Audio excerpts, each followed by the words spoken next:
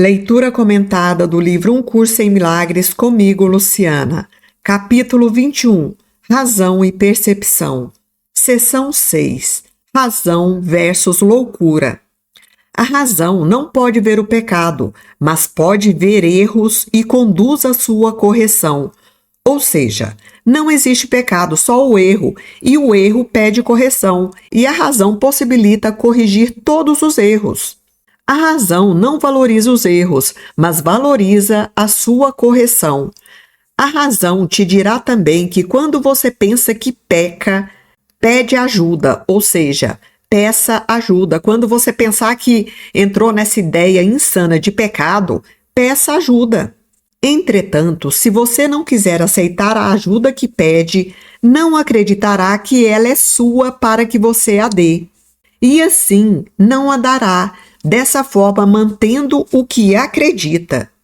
Que interessante que ele trouxe aqui. Ele disse aqui que se a gente não quiser aceitar a ajuda que a gente pede, nós não vamos acreditar que ela já é nossa, para que a gente a dê. Então a gente não vai conseguir compartilhar essa ajuda. E assim nós não daremos ajuda para ninguém de forma que a gente vai manter aquilo que a gente acredita, que é o quê? A ideia de pecado e de sacrifício. Pois qualquer tipo de erro não corrigido te engana em relação ao poder que está em você para fazer a correção. Se o poder pode corrigir e você não permite que ele o faça, você o nega, ou seja, nega esse poder a ti mesmo e ao teu irmão. E se vocês compartilham essa mesma crença, então ambos irão pensar que estão condenados. Que coisa! Então, se a gente negar esse poder que está em nós mesmos e no outro, nós vamos acreditar que somos realmente pecadores. Isso você pode evitar para você mesmo e para ele, pois a razão não abriria caminho para a correção só para você, somente para a gente no caso, né?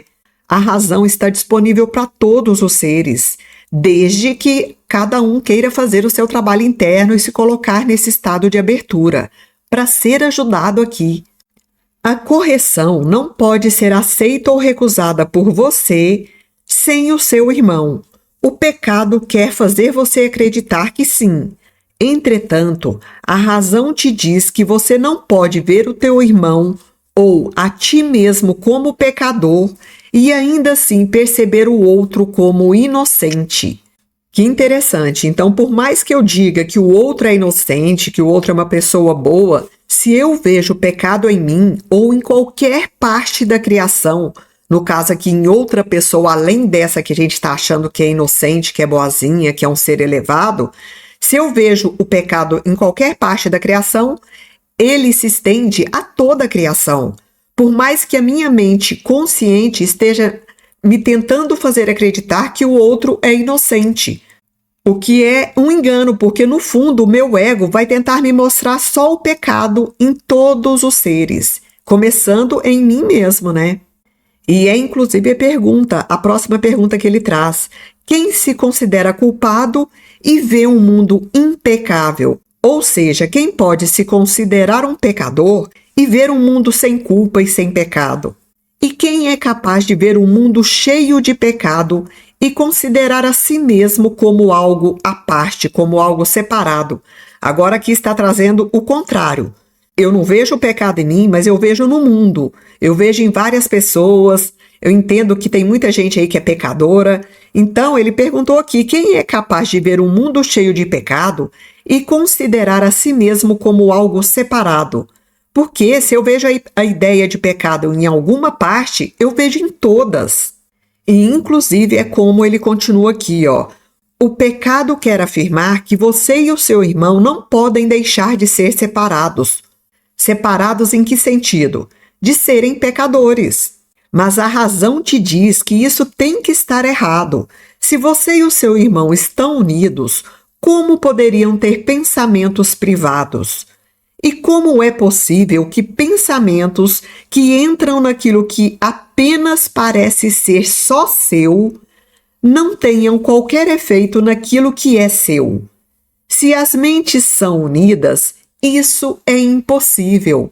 Isso que está sendo falado aqui tem que estar bastante claro nas nossas mentes, nesse ponto que a gente chegou aqui em Um Curso em Milagres, pois todas as mentes estão unidas, quer você acredite veementemente nisso ou não. As mentes estão unidas, somos todos uma grande consciência crística, manifestada na multiplicidade para que a gente possa viver a experiência humana. E viver essa experiência humana com o objetivo de acordarmos dessa grande ilusão e começarmos a estendermos somente aquilo que a gente é, que é o amor incondicional. Gente, é muito lindo isso daqui. É um cenário perfeito criado por um Criador amoroso e perfeito. E eu chego até a pensar que Deus seja um ser completamente brincalhão e alegre, porque Ele criou um cenário aqui que, se a gente não fizer essa busca interna a cada dia, fica muito difícil descobrir. Gente, a criação é perfeita, Deus é perfeito. E estamos aqui para aprender isso também e para nos divertirmos nesse processo chamado vida. Porque cada vez que a gente descobre esse cenário todo criado por Deus, a gente vai levando a vida de forma mais alegre, mais leve, mais amorosa, com mais compaixão, entendendo o tempo do outro, entendendo a limitação de cada ser. Continuando, ninguém pode pensar apenas por si, assim como Deus não pensa sem seu Filho, e seu Filho está com letra maiúscula. Deus não pensa separado de nós, à parte de nós. Só se ambos estivessem em corpos é que poderia ser assim. E ambos está com letra maiúscula. Então, só se Deus e seu Filho estivessem realmente em corpos é que poderia ser assim. Mas nós não somos corpos, nós somos consciências vivendo essa experiência humana. E quando eu digo aqui que corpos não existem, você deve pensar, como assim que não existe? Eu posso ver, eu posso tocar, eu me machuco, eu sinto dor. Por quê, gente? Porque no mundo de ilusões, o corpo, pra gente, existe. Mas fora desse mundo de ilusões, quando a gente entende essa outra abordagem que o Curso em Milagres nos traz, que nós somos pensamentos aqui pensados pelo Criador, aí o corpo não existe. Ele é apenas um mecanismo para a gente experienciar esse grande cenário criado pelo nosso Criador. Então, somente se ambos estivessem em corpos, tanto Deus quanto o Filho de Deus, que somos nós, é que poderia ser assim, né? Deus pensar separado do seu Filho. E nem a mente seria capaz de pensar só por si mesma, a não ser que o corpo fosse a mente. Pois só os corpos podem ser separados e, portanto, irreais. A casa da loucura, que no caso é o corpo físico, não pode ser a casa da razão, que é a mente de Deus. Apesar disso, é fácil deixar a casa da loucura se você vê a razão, e não deixa a insanidade pelo fato de ir a algum outro lugar. Você deixa a insanidade simplesmente por aceitar a razão e colocar a razão no lugar onde esteve a loucura, onde havia colocado a loucura antes, né? Então a gente faz uma troca da loucura pela razão, da insanidade pela sanidade. A loucura e a razão enxergam as mesmas coisas, que no caso é a mente, mas é certo que olham para elas de maneira diferente, porque a loucura enxerga a mente insana do ego, mas a razão enxerga a mente de Deus, que é a fonte de todas as coisas. A loucura é um ataque à razão que a expulsa da mente e toma o seu lugar. A razão não ataca, mas toma o lugar da loucura em quietude, substituindo a loucura caso a escolha da pessoa insana seja escutá-la, caso a gente escolha escutar a razão. Mas os insanos não conhecem a própria vontade, pois acreditam que veem o corpo, que enxergam o corpo e permitem que a sua própria loucura lhes diga que o corpo físico é real. A razão seria incapaz disso, Mas se você quiser defender o corpo contra a razão, não compreenderá o corpo e nem a você mesmo, porque nós não somos corpos físicos. Nós estamos apenas vivendo uma experiência através de um corpo físico. O corpo não te separa do seu irmão, e se pensa que ele o faz, você está insano. Por quê? Porque o corpo, sendo uma ilusão e um mecanismo, um instrumento de comunicação e manifestação do espírito, e ele sendo essa ilusão que eu acabei de falar, ele não pode nos separar do outro, porque as nossas mentes estão unidas, todas as mentes estão unidas. Mas a loucura tem um propósito e acredita que também tem os meios de fazer com que o propósito da loucura seja real dela mesma. Ver o corpo como uma barreira entre o que a razão te diz que tem que ser unido não pode deixar de ser insano. A razão nos diz que as mentes estão unidas, mas ver o corpo como uma barreira que nos separa do outro é insano, pois não poderia ver o corpo se ouvisse a voz da razão.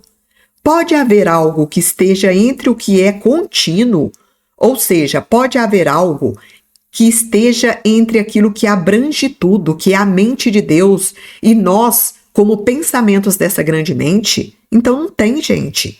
E se não há nada no meio, como é possível que o que entra em uma parte seja mantido longe das outras partes? A razão te diria isso, mas pensa que não pode deixar de reconhecer se isso é assim. Se você escolhe o pecado ao invés da cura, quer condenar o Filho de Deus ao que nunca poderá ser corrigido. Porque se o Filho de Deus é pecador, ele vai sofrer por toda a eternidade, gente. Então, o pecado não tem salvação. Olha só, tanto que essa ideia é insana e como isso não tem fundamento. Agora sim, erros podem ser corrigidos, equívocos podem ser corrigidos o tempo todo.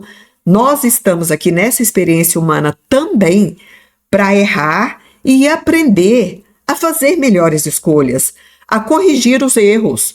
Então, não tem sofrimento. A gente é que coloca uma carga pesada demais no nosso processo aqui, na nossa vida. Eu vou ler essa frase novamente. Se você escolhe o pecado ao invés da cura, quer condenar o Filho de Deus ao que nunca poderá ser corrigido. É como se você lhe dissesse, através da sua escolha, que ele está condenado, separado de você e do seu Pai para sempre, sem esperança de retornar em segurança. Você lhe ensina isso e aprenderá com ele exatamente o que ensinou, pois você só é capaz de ensiná-lo que ele é, como você quer que ele seja, e aquilo que escolhe que ele seja não é senão a sua própria escolha para você mesmo. No entanto, não pense que isso é amedrontador, que você está unido a ele, isso é um fato e não uma interpretação, que nós estamos unidos a cada pessoa que existe, isso é um fato, não é uma interpretação. Um curso em milagres está nos garantindo. Isso é um fato. Como pode um fato ser amedrontador, a não ser que você esteja em desacordo com o que valoriza mais do que a verdade? A não ser que a gente esteja valorizando os aspectos ilusórios do ego. Somente assim, essa verdade de que todos somos um seria amedrontadora. Somente assim a gente deveria ter medo aqui de ser condenado literalmente porque somos pecadores. No entendimento do ego, que fique bem claro. Isso é o que ele trouxe aqui de valorizar algo mais do que a verdade, algo que é assustador. A razão te dirá que esse fato é a sua liberação. Então, a nossa liberação é reconhecermos que todos nós somos uma grande consciência crística. É muito lindo entender isso. Nem você, nem o seu irmão podem ser atacados sozinhos, mas nenhum dos dois pode aceitar um milagre em vez do ataque sem que o outro seja abençoado por isso e curado da dor. A razão, assim como o amor, quer te tranquilizar e não busca te assustar. O poder de curar o Filho de Deus te é dado porque ele não pode deixar de ser uno com você. Você é responsável pela forma como ele vê a si próprio. E a razão te diz que te é dado mudar toda a sua mente, que é una contigo, em apenas um instante. A razão nos diz que é possível mudar completamente a nossa mente, desse entendimento equivocado do ego, em apenas um instante. Basta o nosso poder da vontade, a nossa escolha, o poder de decidir mudar. Simples assim. E qualquer instante serve para trazer a completa correção dos seus erros, no caso aqui os erros do nosso irmão, e torná-lo íntegro. E nesse sentido, tornando o outro íntegro, tornamos a nós mesmos também seres íntegros. No instante em que você escolhe se deixar curar, nesse mesmo instante, verá toda a salvação completa junto com a sua, toda a salvação do nosso irmão completa junto com a nossa, no exato momento em que a gente se permitir curar. Que lindo!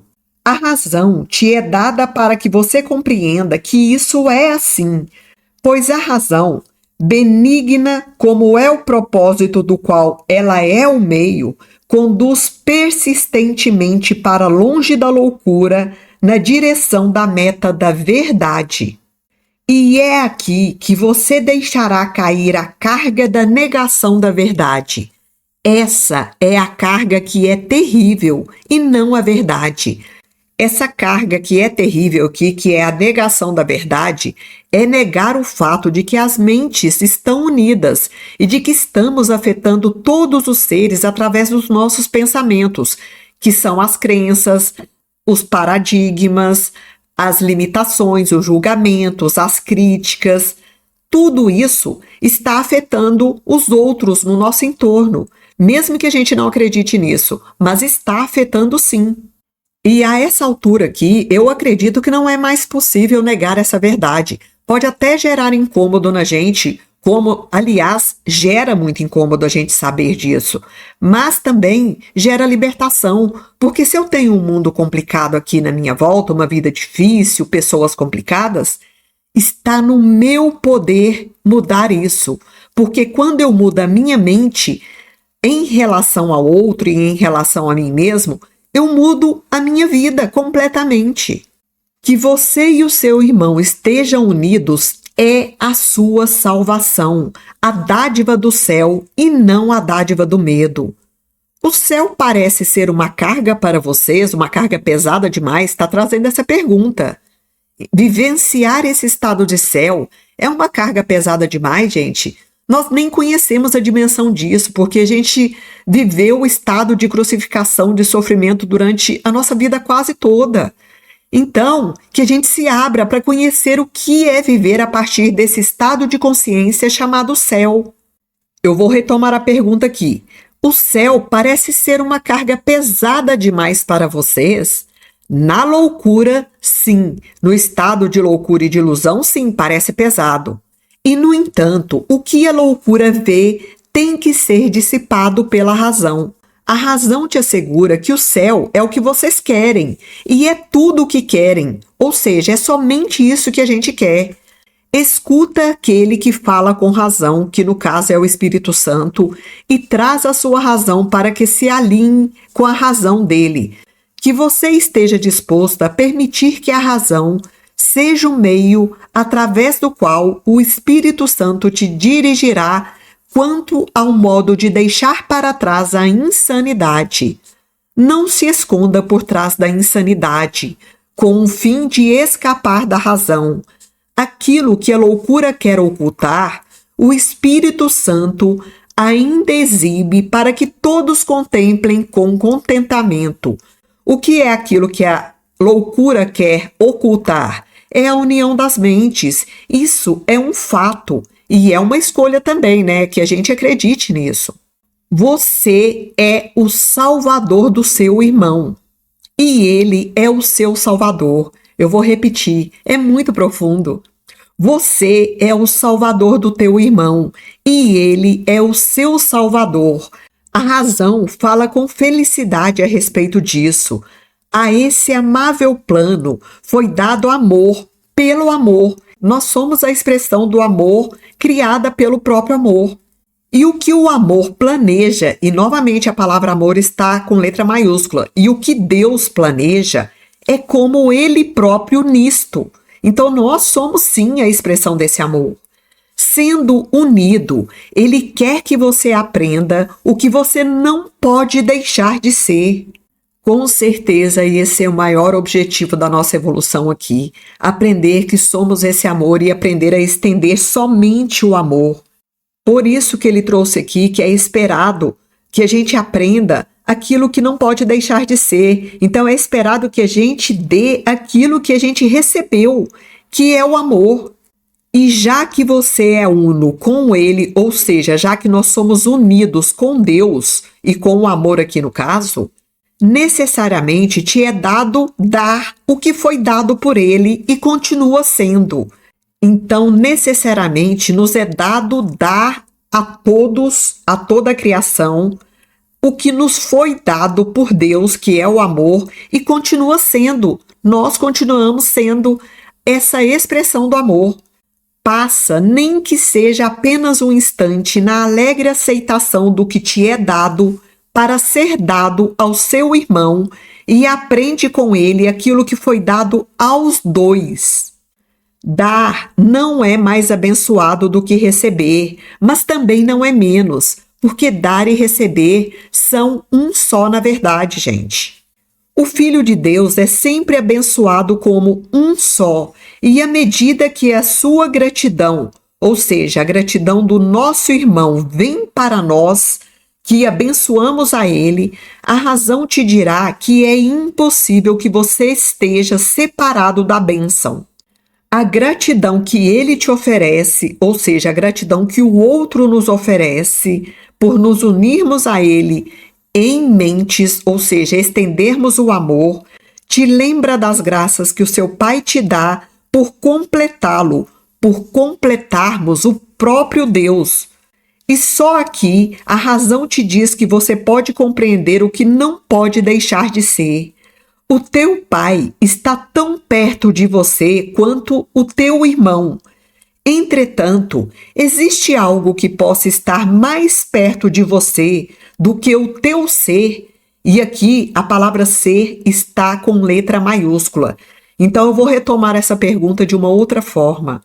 Entretanto, existe algo que possa estar mais perto de você do que o próprio Deus? O poder que tem sobre o Filho de Deus não é uma ameaça à sua realidade. É apenas um testemunho dela, é um testemunho da união das mentes. Esse poder que a gente tem, que nós somos o Filho de Deus, né? Ele não é uma ameaça à vida que a gente enxerga. Muito pelo contrário, ele é uma força incrível que nos coloca exatamente na nossa condição original, que é sermos a expressão de Deus aqui.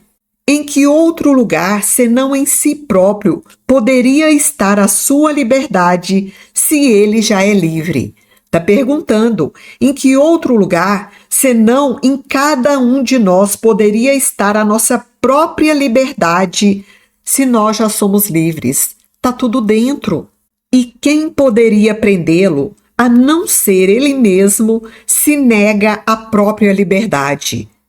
Não se zomba de Deus, nem tampouco seu filho pode ser aprisionado, a não ser pelo próprio desejo, porque aprisionando o outro, eu me aprisiono também.